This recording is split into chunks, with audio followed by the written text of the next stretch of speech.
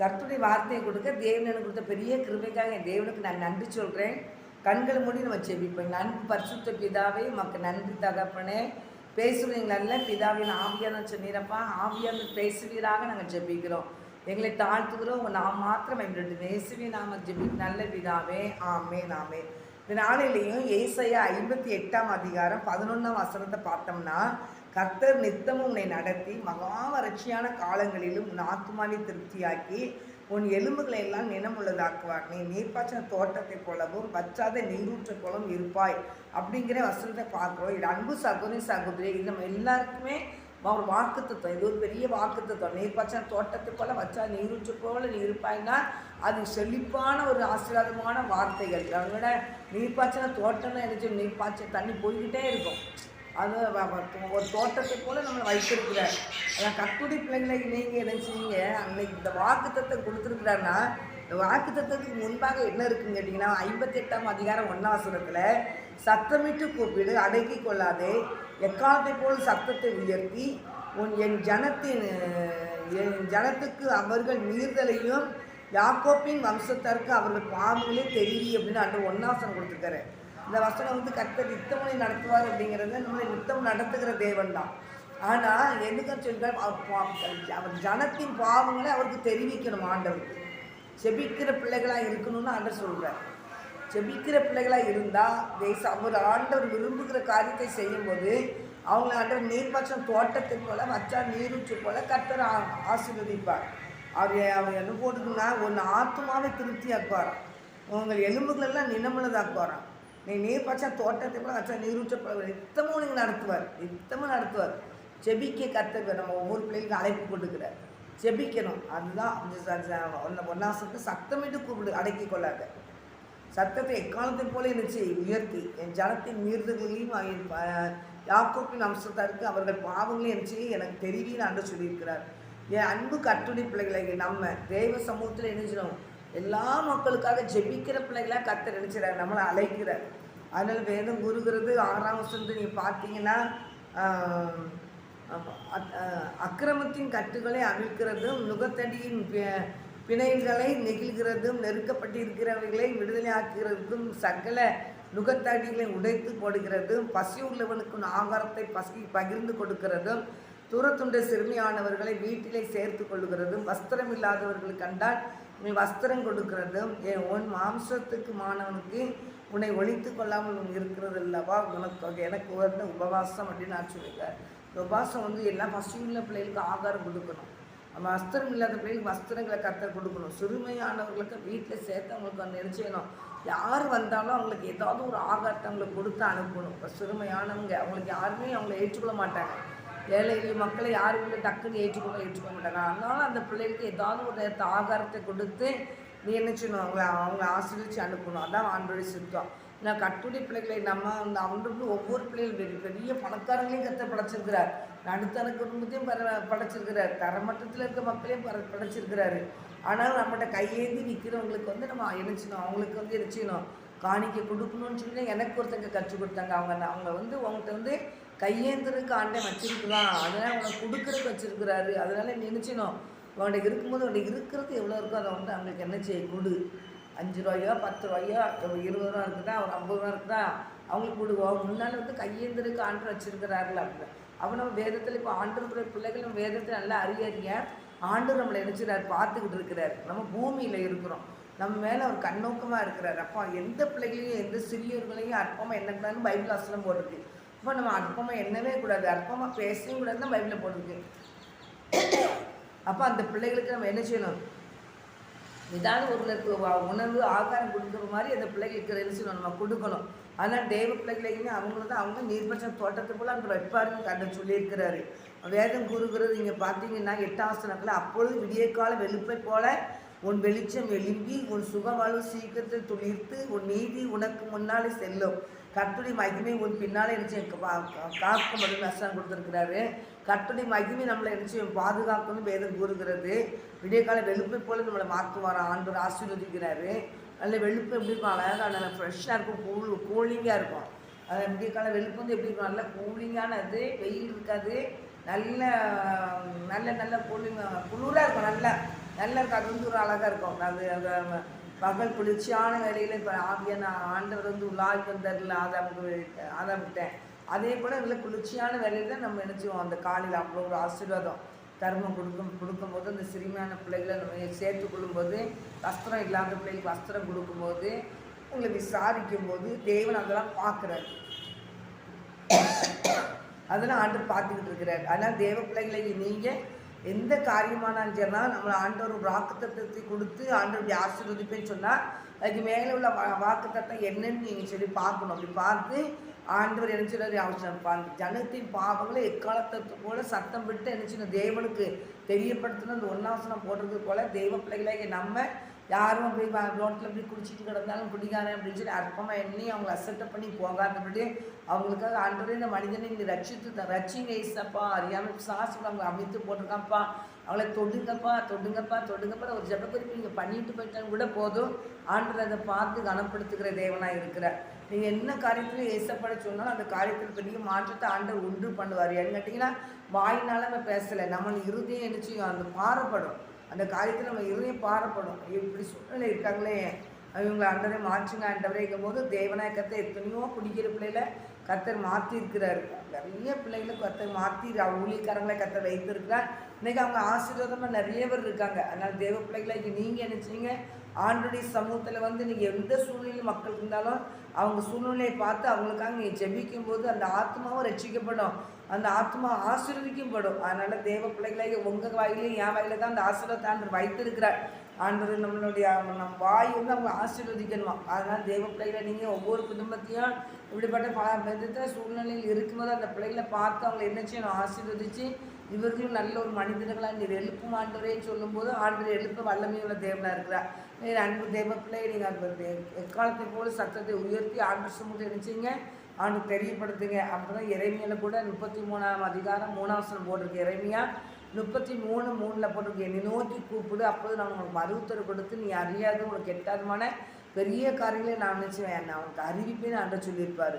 அப்போ பெரிய அவரை நோக்கி நம்ம கூப்பிடும்போது அறியாத காரியங்கள் அறியாதும் தெரியாத எல்லா காரியத்தையும் ஆண்டு வெளிப்படுத்துவார். அப்புறம் அந்த செய்கிற தேவனாக இருக்கிறாரு.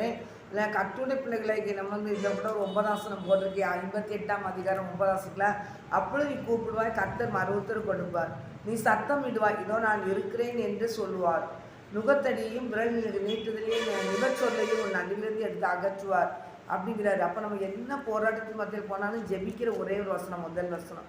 அது ஜெபிக்கும் போது அந்த காரியத்தில் நம்மளை வந்து அமிழ்த்து விடுகிற எல்லா காரியத்திலும் கர்த்தர் விடுதலை கொடுக்குற தேவனாக இருக்கிற அவரை நோக்கி நம்ம கூப்பிடும்போது கர்த்தர் நமக்கு நினச்சி வர மருத்துவர் கொடுத்து நம்ம அறியாத எட்டாவது பெரிய காரியங்களை அறிவிப்பேன்னு அண்ட சொல்லியிருக்கிறதுனால கர்த்தருடைய பிள்ளைகளாக நீங்கள் இந்த கிடைக்கப்பட்ட நல்ல நாட்களை வீணாக்கிறாதீங்க.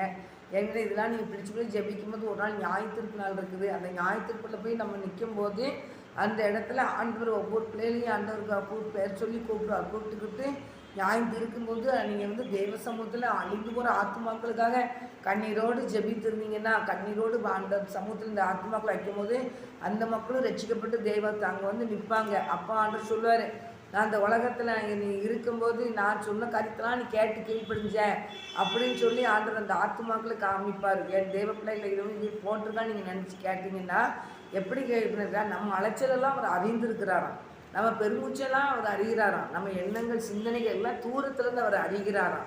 ஆனால் தேவ பிள்ளைகளுக்கு நம்ம மாயின் வார்த்தைகள்லாம் ஞாயிற்றுக்கிழமை கணக்கு கொடுக்கணும் அன்று சொல்லியிருக்கிறாரு. அப்போ கட்டுரை பிள்ளைகளுக்கு நம்மளுக்கு அந்த ஞாயிற்றுக்கிழமை நிற்கும் போது நம்ம ஜெபித்த ஜெபம்லாம் ஆண்டவர் வீணாக்க மாட்டார். ஜெபத்தின் நிமித்தம் அந்த ஜனங்களை ரட்சித்தான், நீ உன்னுடைய ஜெபத்தை தான் உங்களை ரட்சித்தேன்னு ஆண்டவர் சொல்லுவார். அதனால தான் வேதம் கூறுகிறது, தூங்குகிறனி மரித்தோருட்டு எலும்பு அப்பொழுது கர்த்தருடைய நிச்சயவார் பிரகாசிக்க பண்ணுவார் வேதம் கூறுகிறது. எபேசியர் 5ஆம் அதிகாரம் 14ஆம் வசனத்தில், எபேசியர் 5:14 தூங்குறனி மரித்தோருட்டின் எழுச்சி எலும்பு. அப்போ தூங்குறனி மரித்தோருட்டு எலும்பு. அந்த உலகம் வந்து ஒரு ஆண்டரை துதிக்க முடியாதபடி என்ன செய்கிறாங்க, ஒரு மரித்த சூழ்நிலையில் காணப்படுறாங்க. இது வந்து 115ஆம் அதிகாரத்தில் இருக்குது. கடைசி வசனத்துக்கு முந்தின வசனம்னு நினைக்கிறேன். 115 சங்கீதம் 115 இருக்கும். கடைசி வசனம் போட்டிருக்கோம். அந்த கடைசி வசனம் முந்தின வசனம், மரித்தவர்களும் மௌனத்தில் இறங்குற யாவரும் கர்த்தரை துதியார்கள் அப்படின்னு போட்டிருக்கு. அதனால் தேவ பிள்ளைகளுக்கு நீங்கள் என்ன செய்யுங்க, ஆண்டோடைய பிள்ளைகளை நீங்கள் இருக்கிறதுனால நீங்கள் என்ன செய்யுங்க, தூங்குறனி மரித்தோருட்டு நீ என்ன செய்ய எலும்பிருன்னு ஆண்டு சொல்லியிருக்கிறாரு.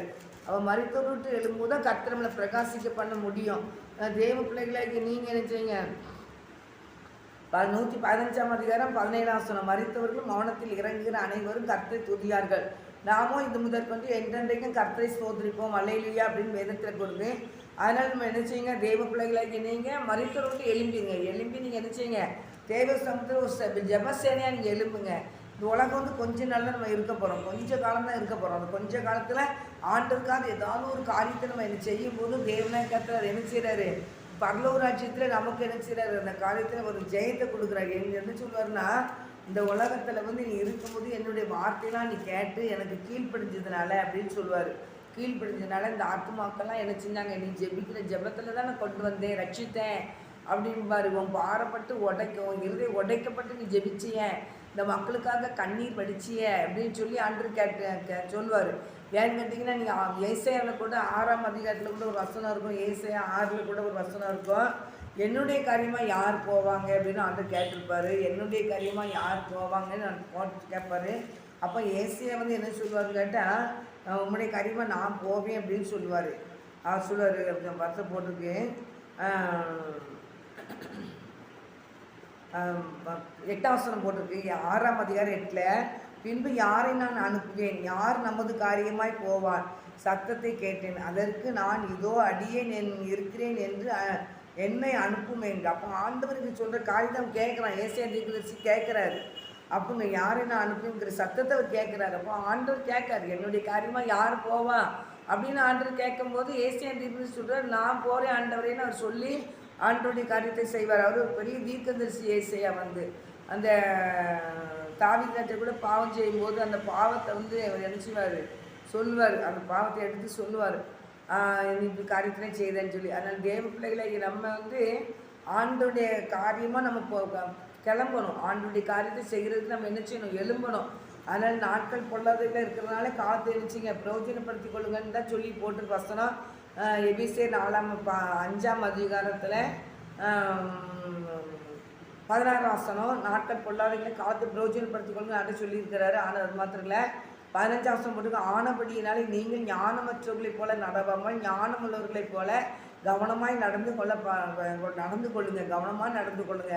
ஆனால் இது வந்து பொல்லாத உலகம், இது வந்து பயங்கரமான பொல்லாத நாட்கள் பொல்லாதவர்களாக இருக்குதுன்னு போடுறது. பொல்லாத இந்த உலகத்தில் நம்ம இருக்கோம். ஆனால் தேவ பிள்ளைகளை நம்ம தூங்குகிற பிள்ளைகளாக இருக்காதபடி நினச்சி எழுந்து கர்த்தரை பிரகாசிக்க பண்ணுகிறதுக்கு அவர் என்ன செய்யணும், சமூகத்துக்கு வரணும். அதுதான் முக்கியம். அது மாத்திரம் இல்லை, துன்மார்க்கத்துக்கு ஏதுவான மதுவான வெறி கொள்ளாமல் ஆவியினால் நிறைந்து துன்மார்க்கம் செய்கிற மாதிரி நம்ம ஒரு வெறி கொண்டு அப்படி ஒரு கோபப்பட்டு அப்படி ஒரு முறுக்குத்தனம் பண்ணி நம்ம வந்து பாருன்னு சொல்லி நின்று அப்படி பயங்கரமான காரியத்தில் ஆண்டவர் நிற்க விடலை. துன்மார்க்கமான காரியங்கள் செய்யாத, போய் எடுத்து கட்டிட்டு சண்டை போடுறதுக்கு போயிடாத, போய் அடித்தேன் வெட்டுனேன் குத்துனேன்னு போய் நிற்காத. நீ என் வசனத்தை கேட்டு கீழ்ப்படிஞ்சு வசனத்தை கை கொண்டு நடந்தால் என்ன செய்ய முடியும். நீ இந்த உலகத்தில் நீ இருந்து வாழ்ந்ததுக்கும் நீ தேவராஜ்யத்தை கட்டுக்கிறதுக்கு ஏதாவது ஒரு காரியத்தை எனக்காக நீ செய்ததுனால அப்படின்னு ஆண்டவர் ஆசீர்வதிப்பார். பிதாவினால் ஆசீர்வதிக்கப்பட்டவர்களே, உலகம் உண்டானது முதல் உங்களுக்காக ஆயத்தம் பண்ணப்பட்ட ராஜ்யத்தை சுதந்திரித்து கொள்ளுங்கள்னு ஆண்டவர் சொல்லுவார். அப்போ அந்த இடத்துக்குள்ள இருந்துச்சவங்க தேவ தூதர்கள் கூட்டிகிட்டு போவாங்க. அப்போ இந்த உலகத்தில் துன்மார்க்கத்தனமாக வெறி கொண்டு மதுமான வெறி கொள்ளாமல் ஆவினால் என்ன செய்யணும், நிறைந்தவர்களாக இருக்கணுமா. அப்போ அந்த துன்மார்க்கமான காரியங்கள் நம்மகிட்ட இருக்குமானால் அந்த துன்மார்க்கமான காரியங்களை விட்டு நம்ம விலகணும். விலகி கர்த்தருக்கு பிரியமானது இன்னதென்று அறிந்து அவரை இருக பற்றி கொண்டு நடக்கும்போது தான் தேவராஜ்யத்துக்குள்ள நமக்கும் இடம் உண்டு. நம்ம மித்த ஒரு 4 ஆத்மாக்கள் பரலோக ராஜ்யத்துக்குள்ள வர்றதுக்கு ஆண்டு வாசலை திறந்து கொடுப்பாரு. ஆனால் கர்த்தருடைய பிள்ளைகளாகி நம்ம ஏதோ கிறிஸ்தவ வாழ்க்கை வாழ்கிறோன்னு சொல்லி இருந்து கிறிஸ்தவ வாழ்க்கை தான் நாங்கள் வாழ்ந்து கொடுக்குறோம், நாங்களும் கிறிஸ்டின் தான் சொல்லி சொல்கிறதுல பிரயோஜனம் இல்லை.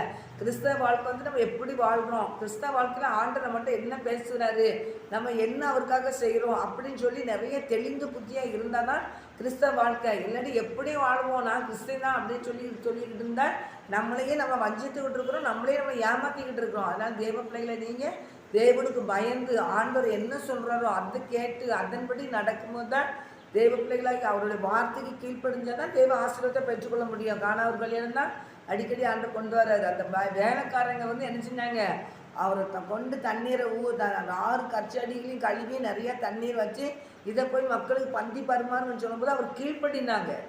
கீழ்ப்படிந்ததுனால அவங்க மோந்துட்டு போய் அங்கே ஊற்றும் போது திராட்சை ரசமாக மாறிட்டு. அப்போ அந்த கீழ்ப்படிகிறவர்கள் இருக்க வேணும். சகையு காட்டத்தி மரத்தில் இயேசு எப்படிப்பட்டவரோன்னு சொல்லி பார்க்க தான் ஏறி நின்னான்.